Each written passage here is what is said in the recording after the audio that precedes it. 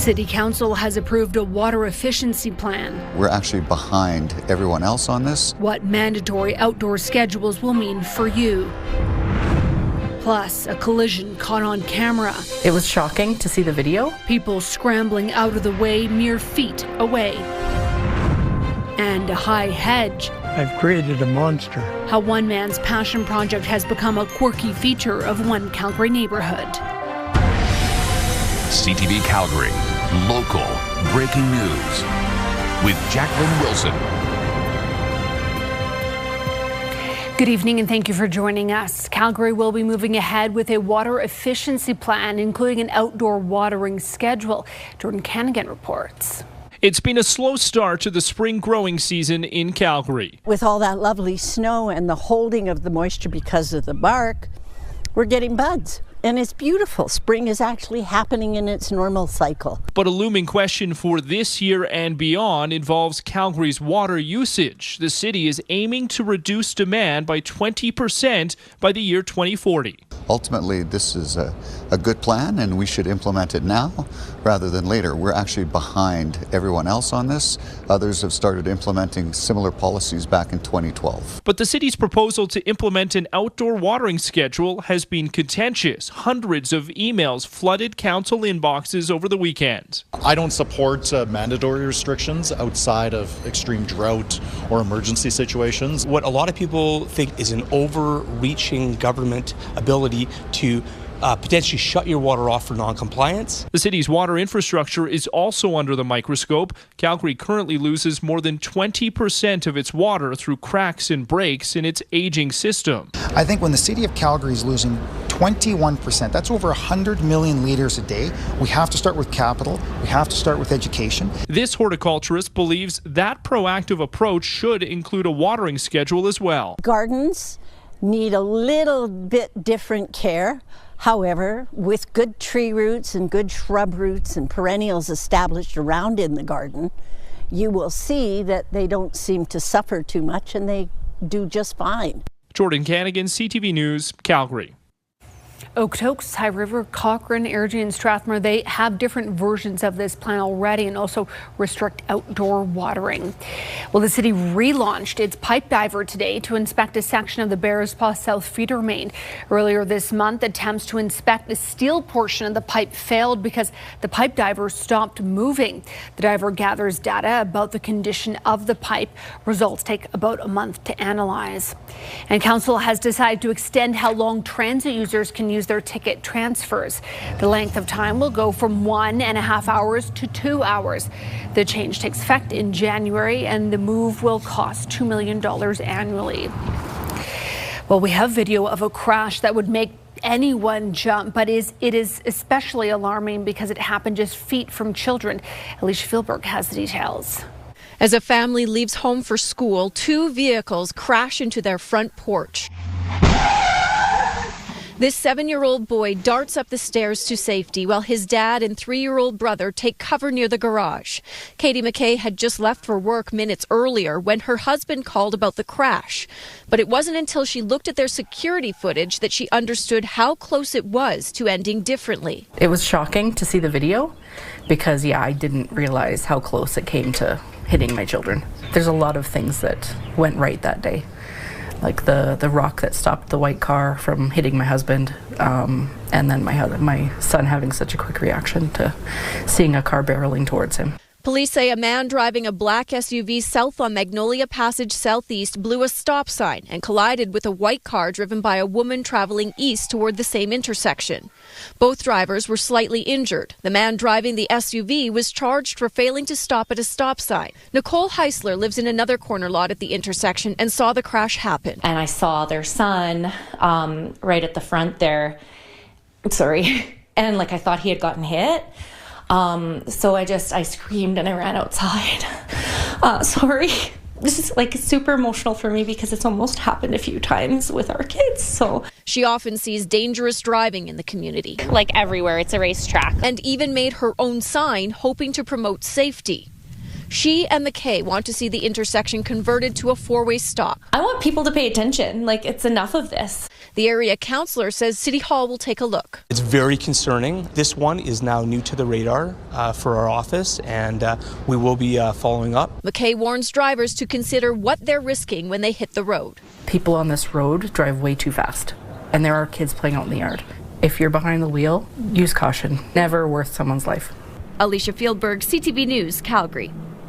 A man has been charged with sexual assault after an investigation spanning nearly 3 years.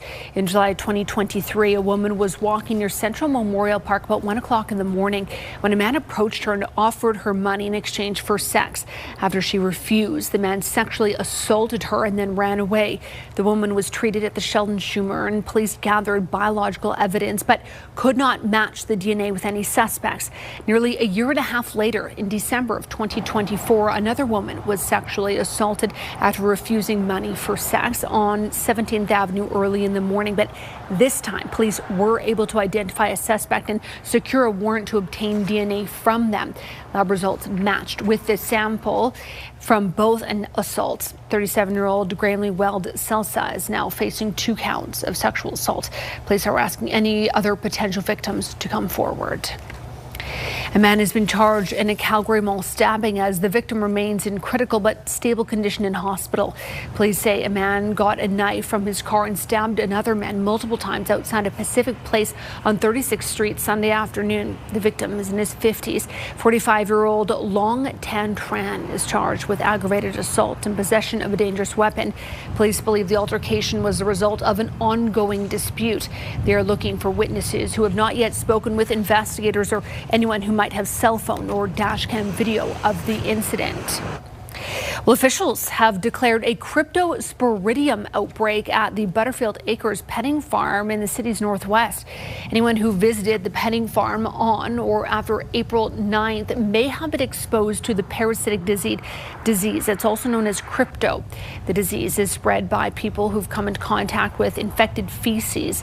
Most people will recover without treatment, but they might experience diarrhea, fever, nausea, vomiting, or belly pain. The farm is currently closed to the public.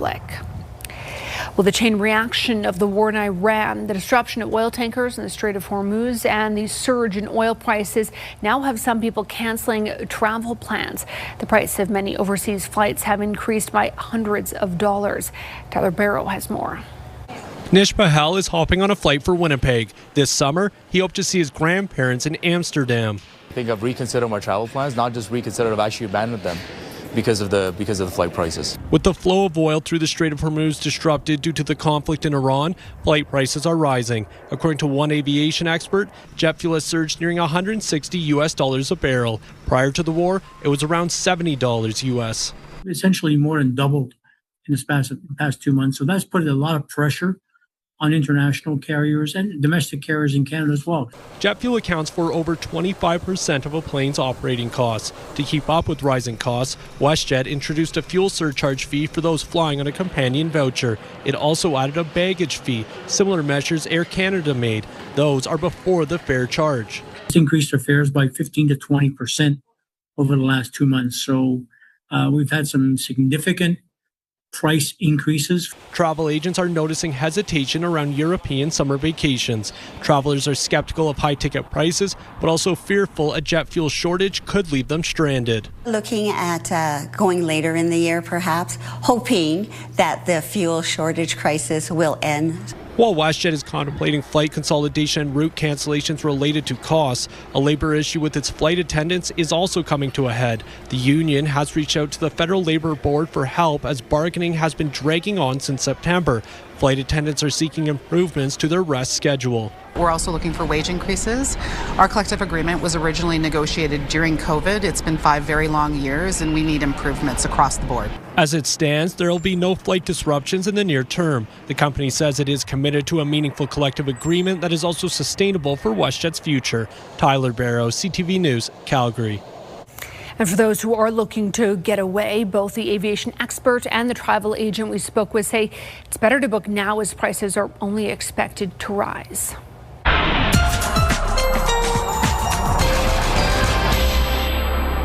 Okay, time now to check in on the weather, and I'm much happier with this week's weather forecast compared to last. Puts me in a good mood. Yeah, puts a little bounce in your step, and you know what? We've earned it considering what happened last week. So we have a lot of warm weather to come, a lot of stable weather to come thanks to this ridge of high pressure that is really making its way in tomorrow. So today was just a taste of that. 16 degrees as our daytime high with a mix of sun and clouds, so we should see a good amount of sunshine out there. You may even need the sunscreen.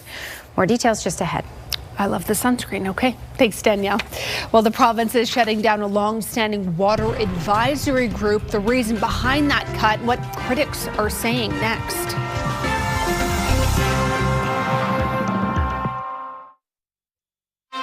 You're watching CTV News Calgary.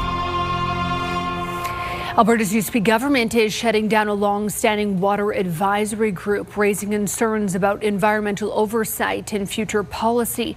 The province calls it a tough but necessary cut, but critics say it could leave a major gap in how water is managed at a critical time. Mark Villani has more. Environmental experts say Alberta is at risk of drought this summer, with 40 water shortage advisories already. Meanwhile, the need for more water is increasing with competing water demands for oil sands mines and AI data centers.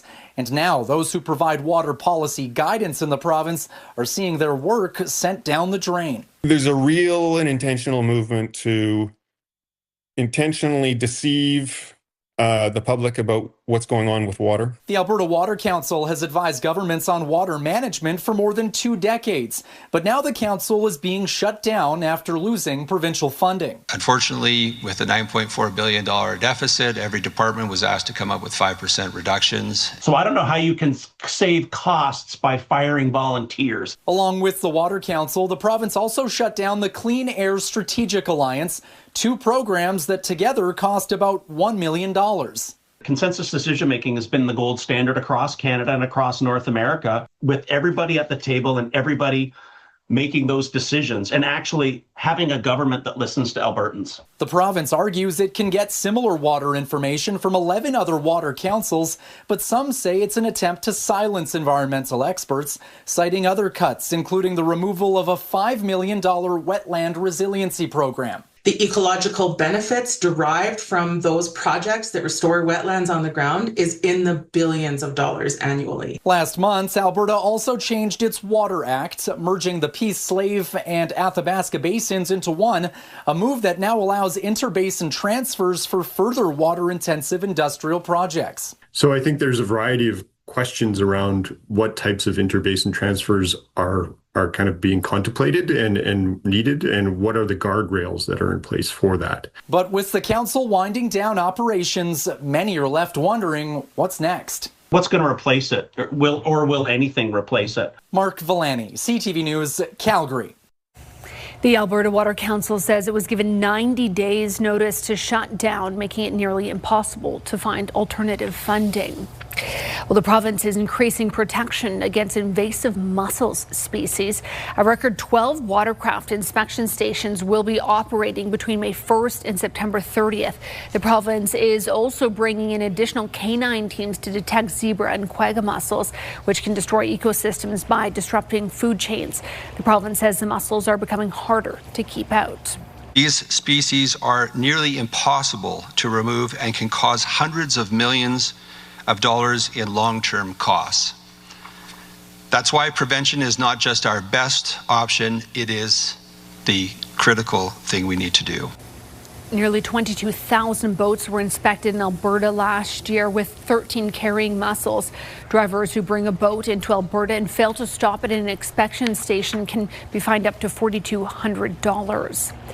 The Mark Carney government unveiled its spring economic statement today, and despite a decreased deficit, the numbers tell a different story. There are not many new affordability measures, and local businesses wanted to see more support.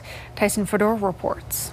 $37.5 billion of new spending over the next 5 years. A new skills training program will bring 80 to 100,000 skilled tradespeople to Canada to help with home building and major projects. The lack of labor has pushed up costs for all sorts of projects. And so to have a greater supply of labor available will mean that the cost pressures won't be as high. The federal deficit is also shrinking. We have lowered our projected deficit for 2025-2026 by more than $11 billion.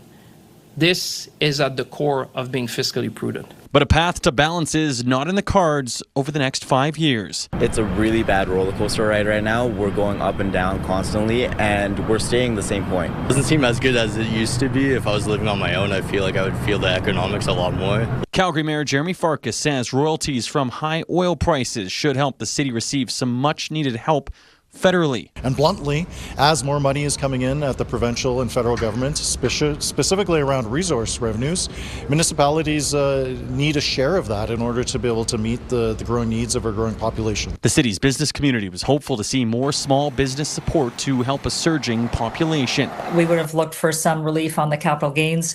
We would have looked for some incentives for companies to continue to grow. But Ottawa is forking out nearly $800 million towards sports to boost participation at the youth level and help upgrade facilities. Certainly, as the mayor of a big city, I'm going to be advocating for as much of a fair share of that funding as possible. Canadians may see some relief on the affordability front. The Carney government is reducing the contribution rate for the Canada Pension Plan starting next year, so someone earning $70,000 per year will get to keep $133 more of their take-home pay annually. Overall, the federal government's going in the right direction. I'm not a liberal, but Carney seems to be doing good as far as I'm concerned.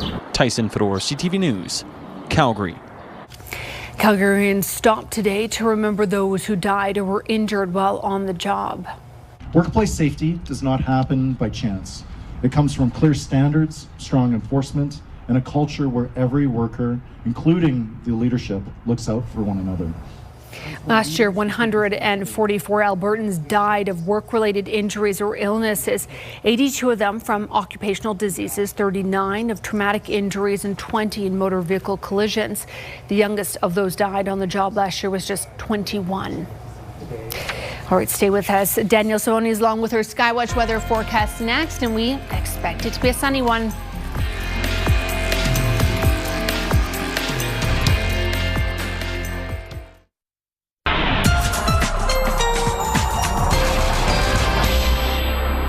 All right, today was stunning for the most part anyway. We had lots of sunshine, we had calm winds and temperatures right where they should be for this time of year. A normal daytime high for the city is 14 degrees and we got to 13 today. Also the high was 13 in Drumheller, Brooks, Medicine Hat, Milk River, and 15 in Lethbridge. We're going to get much warmer than this. Most communities will get into the 20s over these coming days because of this ridge of high pressure that has just started to build its way in. Well, that's starting to build its way in. That gave us a nice day today, but this stateside system actually pushed some instability, so pushed air up the mountains and created this convective activity all along the mountains here. We saw a little bit of that in Calgary, areas outside of Calgary, especially off to the west and to the south down Highway 2. This is now done and things will be more stable tomorrow because it's all ridge of high pressure tomorrow. So we may see some cloudy periods at times. There will be some late day development of shower activity closer to Rocky Mountain House, but because it will be so stable in southern Alberta, it doesn't look like it's going to be able to make its way to QE2 towards Calgary or Highway 2 like it did today. So stable, winds calm, sun mainly out for the day, and temperatures will continue to climb. Friday is when we're going to get a bit of a switch in the weather pattern, and it won't arrive till Friday night. So you can see that jet stream, it will start to slump down to the south. So nice for the day on Friday, but by Friday night, we're looking at rain that will carry in through Saturday. Here's a look at that ridge of high pressure that will basically be at its strongest for Thursday. That's why Thursday, all sunshine, likely getting to that 20-degree mark because temperatures can really build underneath this ridge of high pressure. And then you can see it starts to shift down a little bit by the time we get to Friday, which is why Friday for the most part will be nice, but we have rain Friday night carrying into Saturday. All right, just looking at temperatures alone, 16 degrees for tomorrow, likely the 20s for Thursday and Friday. Cloud cover moving in by those supper hours on Friday, and by Friday night, the rain will begin. 1 to 3 millimeters of it possible throughout Saturday. We'll drop down to 13 degrees, so basically the daytime high we had today, and then bounce right back to the 20s for Sunday. All right, that sounds good. Thanks, Danielle. Well, in Calgary's Roxborough neighborhood, one man has spent more than 5 decades growing something pretty special, a row of trees, but not just any row. He's turning them into a sky-high hedge that's still very much a work in progress. Kevin Green reports.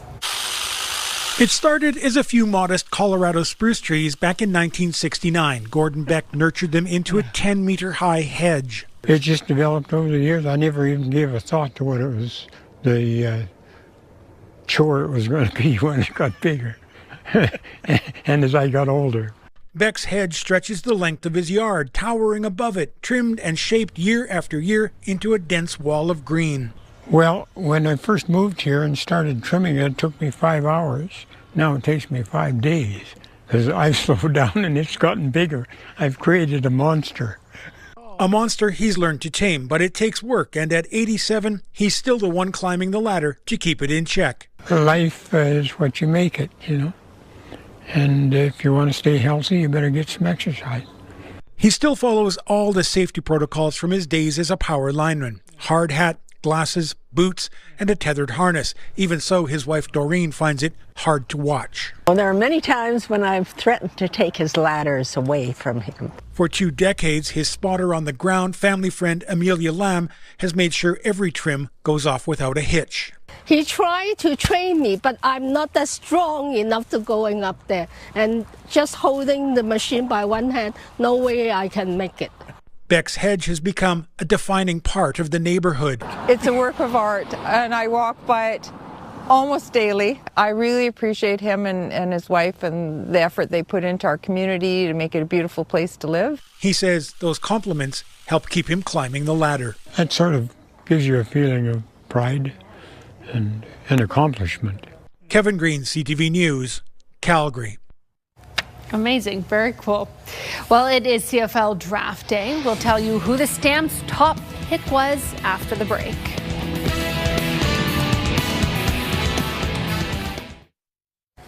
It is CFL Draft Day, and the Stampeders had the 6th overall pick in the first round, and they selected linebacker Eric Rasko out of Angelo State. The soon-to-be 26-year-old is from Texas, but his mom is Canadian. He destroyed it in the CFL Combine, posting 90th percentile plus in 5 different categories. This kid is he's got structure, he's got support, he's disciplined, he's motivated. He's a football player. It was a good pick for us. We were excited.